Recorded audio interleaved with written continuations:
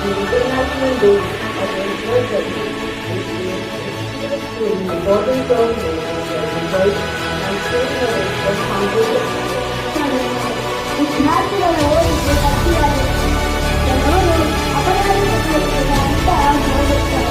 ಹಾಗಾಗಿ ವಿದ್ಯಾರ್ಥಿಗಳಾದ ನಾವು ಕ್ರೀಡೆ, ಯೋಗ, ಸಂಗೀತ, ಓದು ಮತ್ತು ಮುಂತಾದ ಉತ್ತಮ ಅಭ್ಯಾಸಗಳನ್ನು ಆರೋಗ್ಯಕರ ಜೀವನಕ್ಕೆ